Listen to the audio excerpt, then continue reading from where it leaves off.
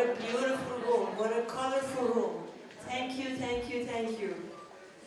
Shalom, hello, assalamu alaikum. Good evening, ladies and gentlemen. Welcome. My name is Maru Moshari. I am the director of Manhattan Multicultural Summer Youth Program.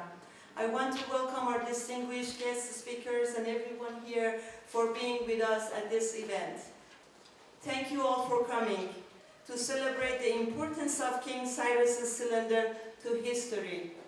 This is a truly historical moment because the Cyrus Cylinder is the first recognized Declaration of Human Rights, which advocates acceptance and tolerance within a diverse society. As a 10 years old Persian girl living in a multicultural environment, I learned about the Cyrus the Great and his edict, which has embedded in me while I was growing up in Tehran before the Islamic Revolution. I lived in a diverse neighborhood of Muslim, Zoroastrian, Baha'i, Christian, Assyrians, and Jews. We all lived in peace and harmony side by side, like the way exactly what you are sitting right now, side by side. I am so happy that Cyrus' spirit is with us tonight. I began my grassroots work based on the values of King Cyrus, which I grew up with, and I created Manhattan Multicultural Summer Youth Program.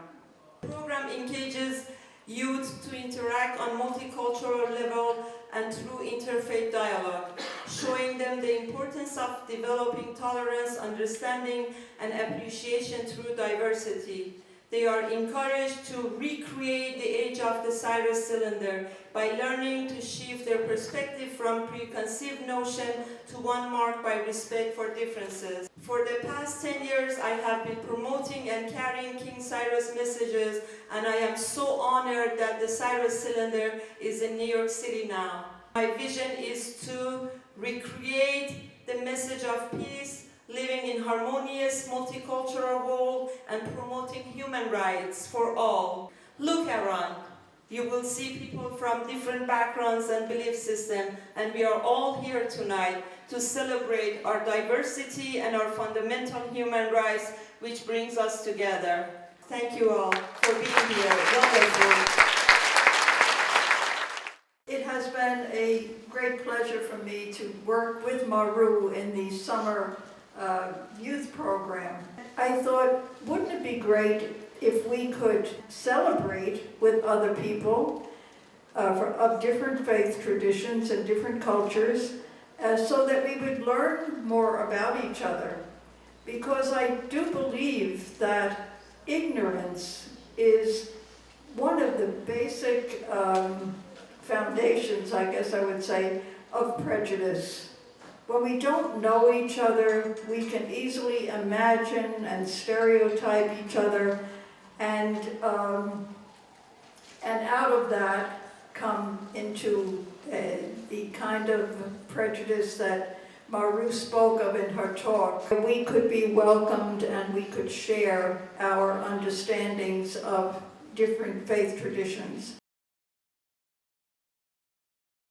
The star of the show is the Cyrus Cylinder itself, a very remarkable document, and it's one, I think, no exaggeration to say that it's one of the most iconic documents to have survived from the ancient world. It's of huge interest, not just for Iranian Americans and for people of Jewish faith, but for absolutely everybody that's interested in human values and the culture of the ancient world. It was found in Babylon, in what is now Iraq, in 1879, and it was actually deposited there by the king Cyrus in 539 BC, after he had captured Babylon. It was inscribed on his orders in Babylonian cuneiform,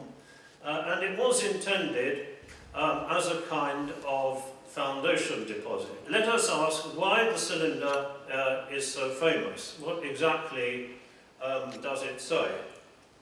First of all, it says that Cyrus captured Babylon and his troops marched about within Babylon peacefully.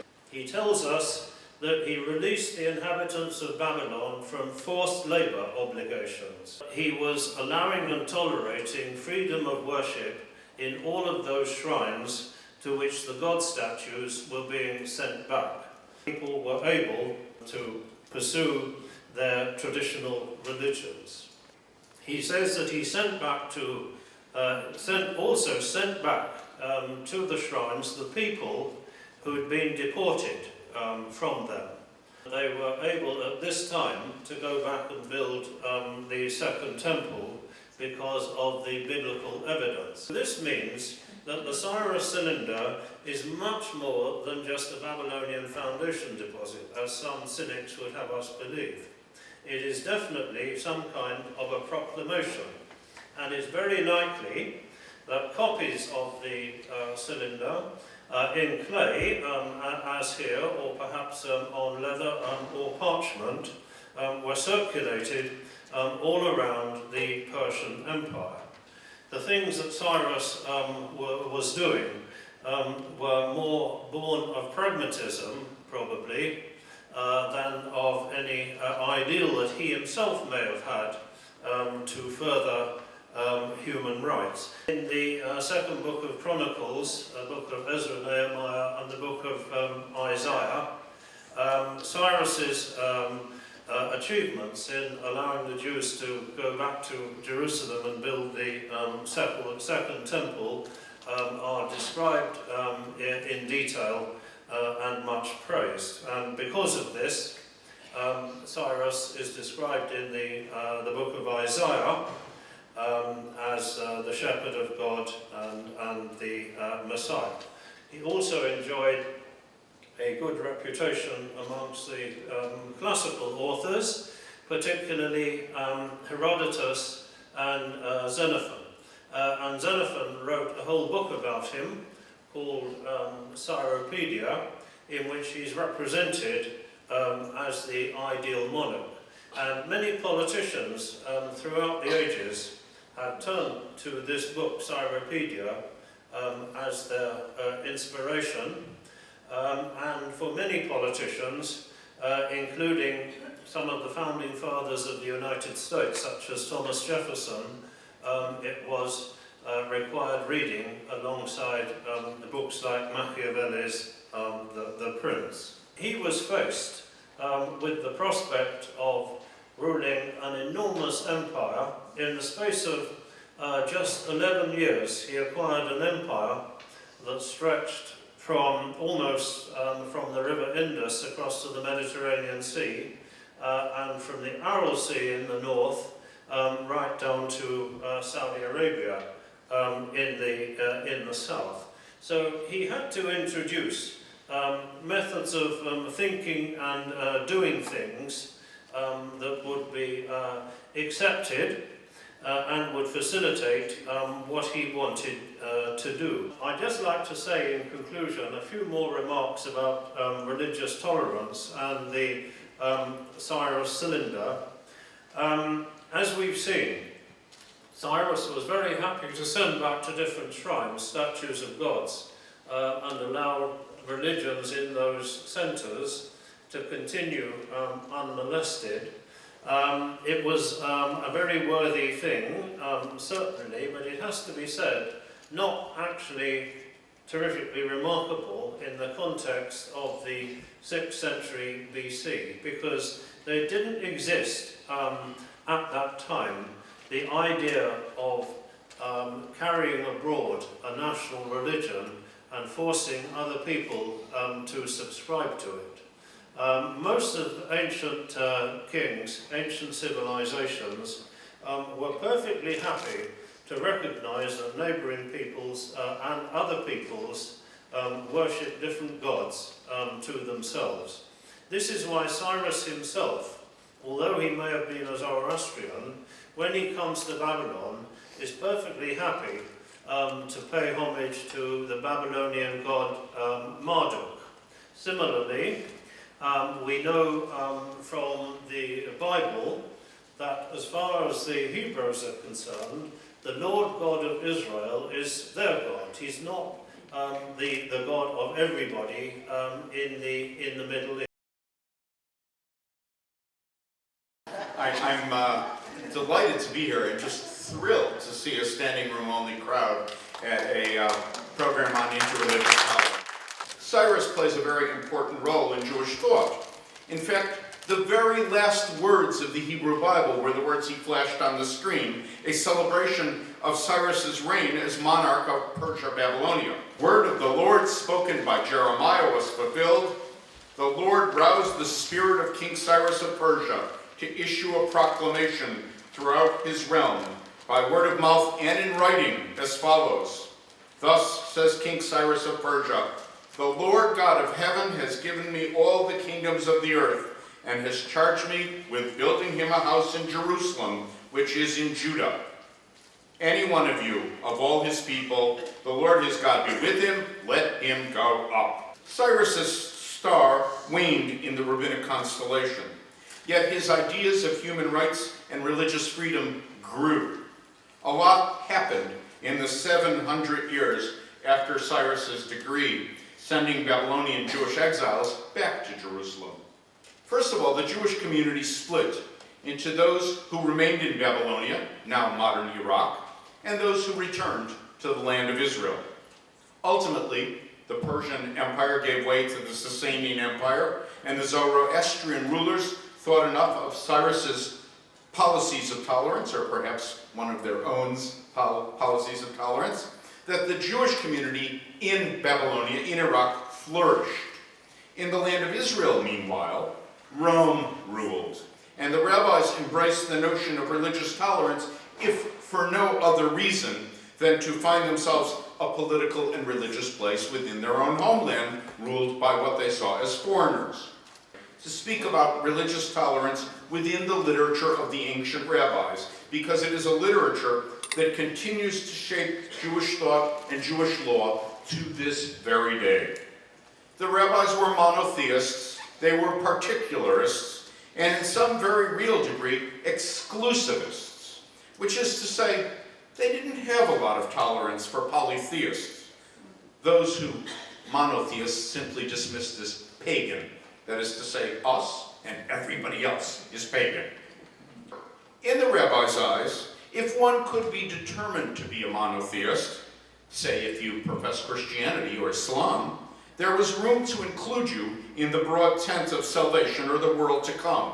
Indeed, while the Jews were expected to obey the manifold commandments of the covenants, Gentiles under that rubric were only expected to observe 7 broad commandments, called the Noahide commandments, which put them within the broad orbit of monotheistic religions. There was another form of tolerance which played itself out in the rabbinic mind frame, and this was the direct product of being a minority religion, whether under Roman pagan hegemony, or later under Christian rule, or still later as dhimmi in the crescent of Islam. In all of these circumstances, the rabbis recognized that whatever the particular requirements and limitations of Jewish law, Jews were required by rabbinic rule to extend their tolerance and their granting of rights to Gentiles beyond the dictates of Jewish law. As the rabbis bluntly put it, these tolerances and extension of rights and acts of charity were extended, quote, to promote peace with the broader community. Yet the rabbis went even further in their extension of proper behavior to their non-Jewish neighbors. They required, quote, that one bury the Gentile dead, mourn them, offer condolence to their family in the interest of peace. So too, visit the sick among Gentiles, and even dower their brides. These are basic for the rabbis' human rights, that they emphasize are the minimum requirement of the Jewish community towards its members, and in the interest of peace to those of other religions as well. Of course, the rabbis recognized that burial and marriage were essentially religious events. So in extending these ceremonies to their Gentile neighbors, the rabbis were also tolerating their religious practices, even to the extent of carrying out the other religious practices themselves. Even when the rabbis were very religiously punctilious and scrupulous in the areas of food law, for example, keeping kosher, they would permit a Jewish householder to loan a sieve or grinding stones or the use of an oven to their Gentile neighbors, who were assuredly under no obligation to keep kosher, in the interests of peace. The rabbis were attentive as well to what we would call common civility. They required Jews to greet their Gentile neighbors with the common Jewish greeting, shalom. Even occasionally Christian or Muslim holidays nevertheless extend their toleration to proper communal recognition of the festivities of the other. What drove these insular religious leaders to be so outward-looking and tolerant?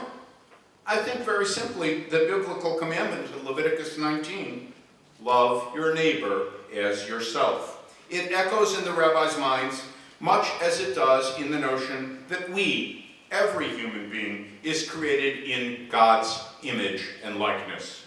The rabbis in the Mishnah suggest that humanity was created as a single individual for the sake of peace among people, that none might say to his or her fellow, my ancestor was greater than your ancestor. The text then closes with this statement, therefore every single individual is obligated to say, for my sake, the world was created. And I can think of no better statement of the dignity of every human and their inherent right. So the Mosaic Law regulated both what we would regard as civil matters and what we would regard as religious matters. All was in the hands of God. And so, the history of monotheistic religions that come from the Abrahamic faiths, how do we reconcile our belief in God, a God who has revealed God's will to us, and yet toleration for people who do not believe in that God or worship Him? We believe we are, quote, God's people. But yet we also believe that God reaches other people. God enters their lives. God guides them. Even though they are not of our faith, even though they are not of our tradition, God is still active there. To go back to what the rabbi was sharing with us, the prophet Isaiah. Thus says the Lord to Cyrus, his anointed. The same words that are applied to King David. Some way this person who does not recognize me, for the sake of my servant Jacob and Israel my chosen, I call you by name, even though you do not know me. God is active even to those people who do not profess our faith. And I think I selected therefore the first quote from the words of Jesus, because Jesus also had this conviction. When he enters Capernaum, a centurion, a Roman, a member of the oppressive powers who had conquered his own people, appealing to him.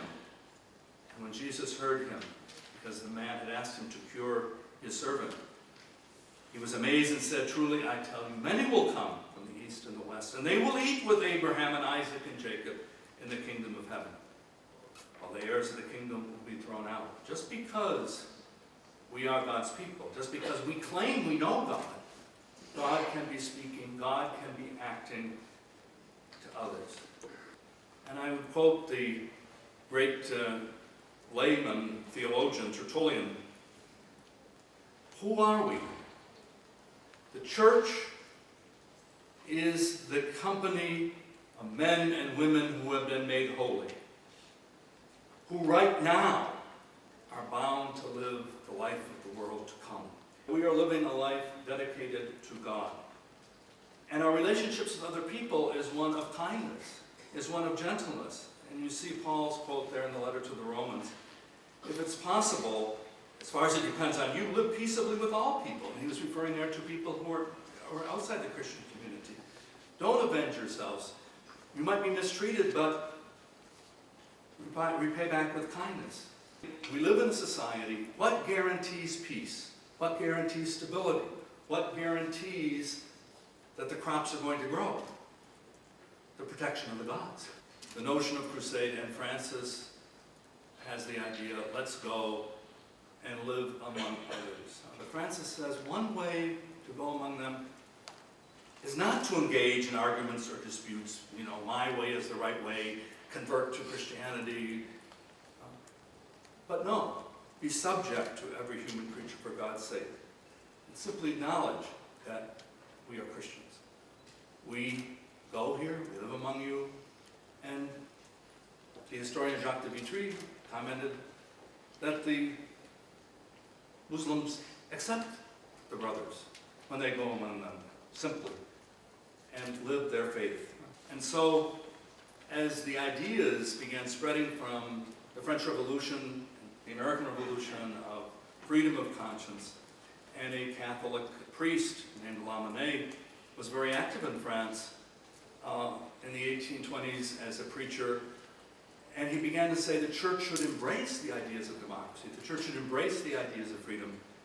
And it really was, in some ways, the contribution of Americans to the work of the Second Vatican Council 50 years ago, because we could come from our history in this country of living in a pluralistic religious situation.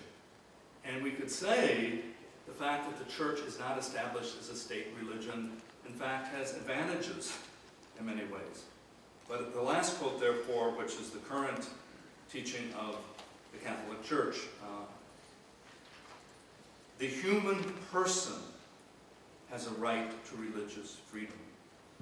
Freedom of this kind means that everyone should be immune from coercion by individuals, social groups, and every human power, so that within due limits no men or women are forced to act against their convictions, nor are any persons to be restrained from acting in accordance with their convictions in religious matters, in private or in public, alone or in association with others.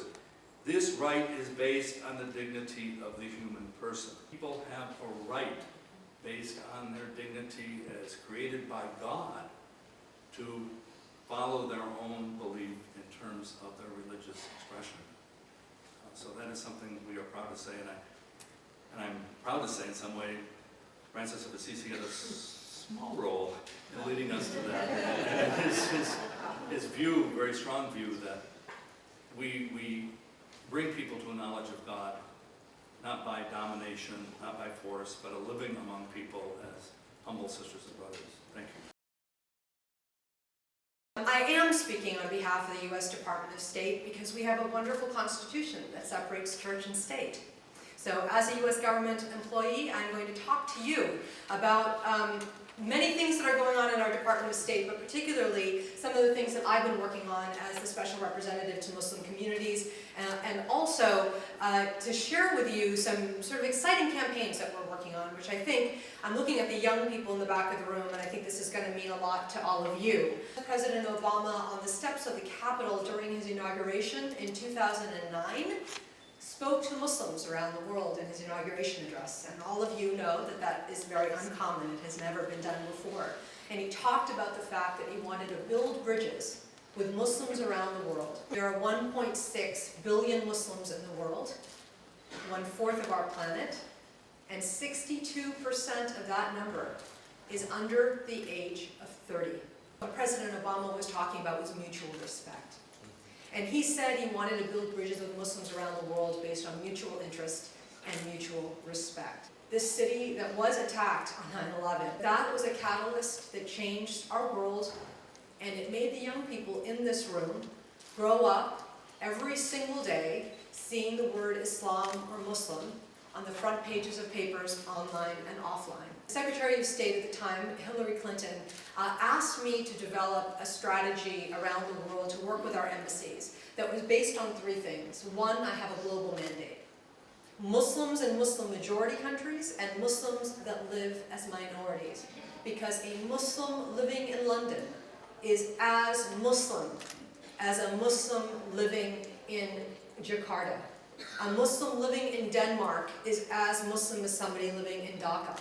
We are not creating some sort of hierarchy here. Give dignity to all voices around the world. So first, my responsibility is global. Second, I'm focused on young people under the age of 30 for the reasons I've just described. And third, and this is the most exciting part for me, is that the combination of the young people and this third piece, which is civil society, means that I get to meet with all kinds of people who are making up communities around the world. My title is Special Representative to Muslim Communities for a reason. So while there are many people at the Department of State that do government-to-government engagement, I do people-to-people engagement. And so over the course of the last 4 years, I've traveled to more than 80 countries around the world, talking to young people all over the world, and by the way, not just Muslims, young people who are interested in finding new ways to communicate with each other, talk to each other, build bridges of understanding based on mutual respect. When I think about the commonality of the stories of young people around the world who are hearing ideas from each other, the peer-to-peer interaction, understanding what's happening around the world as they talk about issues of mutual interest or respect or building bridges, or I don't really know a lot about you over there, do you do the same thing that we do, is so important. What I've heard from Muslim youth is that the question that they're asking themselves, all of whom, I mean, there's so much diversity around the world, but there's one characteristic that is consistent that I've heard everywhere, from Nepal to Brazil, which is identity. Who am I? Asking the questions, what's the difference between culture and religion? How do you be modern and Muslim?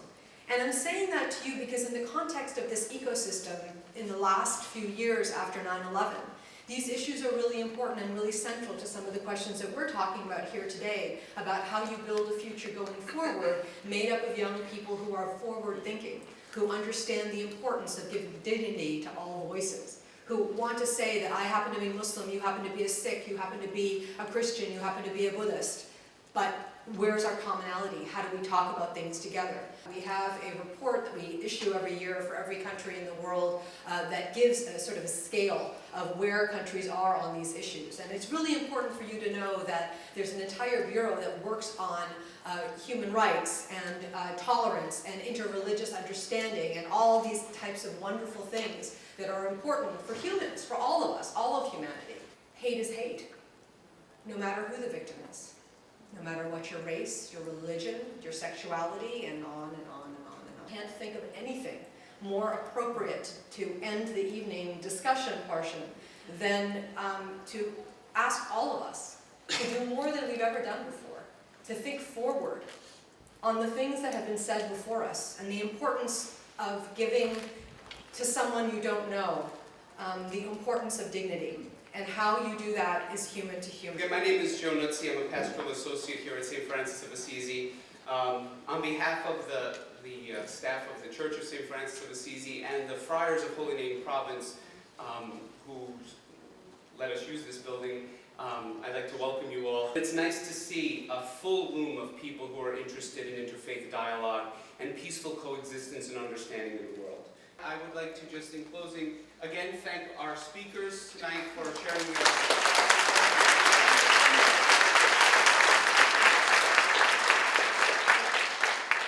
I would like to thank the Milstein Center for Interreligious Dialogue for co-sponsoring this, and especially the Manhattan Multicultural Counseling, who really put this all together for us. Keep an eye out for their other events, as this is what they dedicate themselves to doing. And one last remark, the rabbi quoted Leviticus, love your neighbor as yourself, and one of the things we need to do before we can love our neighbor is to get to know our neighbor. And so I think it's a great idea, hoursagainst.hate.org. I wrote that down myself, I hope you wrote that down. But as much as possible, let's continue this energy, get to know one another better so that we can respect one another more and then love one another and live in a world of peace. Okay, thank you.